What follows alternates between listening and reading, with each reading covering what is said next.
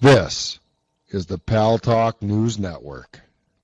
The views expressed are solely those of the speaker and not necessarily those of paltalk.com, AVM Software, or its advertisers.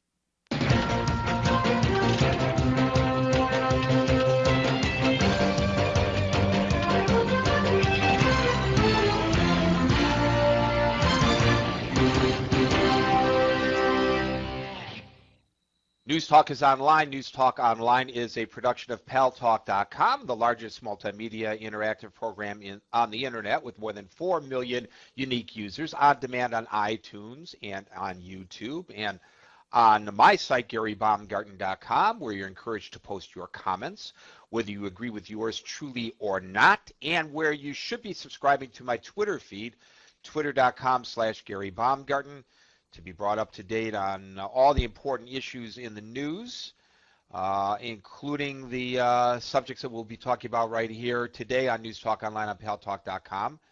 And thanks to our good friends at CRN Digital Talk Radio, we're syndicated to an additional 12 million households. I am your host, Gary Baumgarten. I welcome you to the show.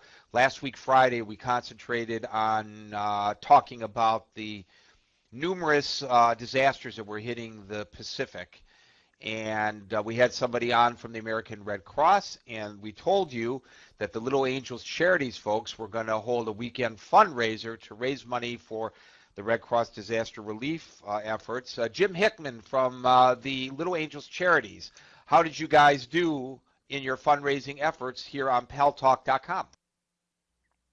Hey, thanks for the intro there, Gary. We had a long and busy weekend. We had our unofficial total is $2,500, $2,500 that we collected between Friday in the afternoon and Sunday at midnight. So, yeah, we're a little tired and worn out, but other than that, we had a very productive weekend.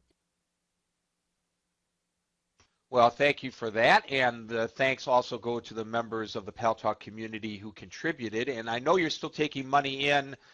For those who want to still contribute, what is that URL? That is correct, Gary. They can find all of the links necessary, whether they're contributing to American.redcross.org or if they're contributing to the international link. Both of the links are on our website, which is www.littleangelscharities.org. And the board of directors of the Little Angels Charities would also like to extend our thanks to paltalk.com and to your crew as well for helping to facilitate the event for us.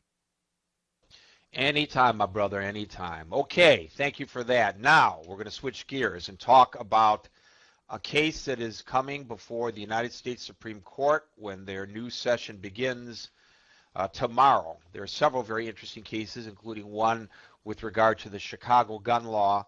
But the one that I really would like to talk about, we could talk about the Chicago case as well, as if you like, is the support of the Obama administration for a law that would make it illegal to depict animal cruelty. Now, let me just make the record clear at the onset. I am very much against animal cruelty. I rode with the first two sworn-in animal cruelty officers for the Michigan Humane Society when that animal cruelty division was first started. I saw firsthand what was going on based on the complaints that were filed. We did investigations, they as law enforcement officers, me as an investigative journalist working in conjunction with one another, of pit bull fighting that was going on in the city of Detroit.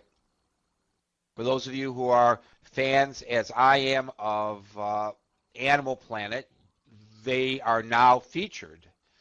That crew that has evolved to a full department on Animal Cops Detroit. So I am not in favor of animal cruelty, but I am also not in favor of any law or regulation that would limit one's free speech in the United States, with the rare exception of, I guess, screaming fire in a crowded theater, that kind of an example. And I do not understand how this administration, a president who is a constitutional law professor, would support a bill that would say that I cannot depict animal cruelty. You know, in some countries, it's against the law to show an image of the swastika. I'm against that law. Now, those of you who know me know that I am clearly not a supporter of the Nazis, but I'm against the law. I believe in free speech. And by the way, I guess technically, if somebody wrote a posting on a blog, for example, in which they depicted the Nazi symbol not because they're in support of the Nazis, but because they are against them, they would be in violation of the law. Or somebody who maybe filmed a movie about the Nazis, perhaps because they would have the Nazi symbols, they would be in violation of the law. Sometimes it's a good idea to depict animal cruelty to encourage people to be opposed to animal cruelty. And yet, my understanding of it is that it would, that kind of depiction here in the United States would no longer be protected by the First Amendment, should it pass. Let's start with Alan Jacey. I'd like to catch his thoughts on this issue. Alan, do you support the Obama administration's attempts to make it constitutional, I guess, to limit my right to depict animal cruelty? Yeah, hi, Gary. Well, you know, again, I'm not familiar with this bit of legislation. I believe that you're saying that this is legislation that they're trying to enforce. Again, it's hard to say without really knowing how to make an informed decision on this, because there are limitations. I mean, while on the one hand, if you look in this country, we do allow pornography at one point, you know, up to a point, but we don't allow child pornography. So, there are limitations of free speech. And there this may fall into one of those positions of where, while we allow to view animal cruelty up to a certain point. I mean, you know, again, we know that throughout this country there are illegal rings of dog fighting, there are illegal rings of cock fighting, there are, you know, rooster fighting, there are illegal rings of a lot of animal fighting here. You know, we know that these things do occur, and they are illegal, and they are against the law.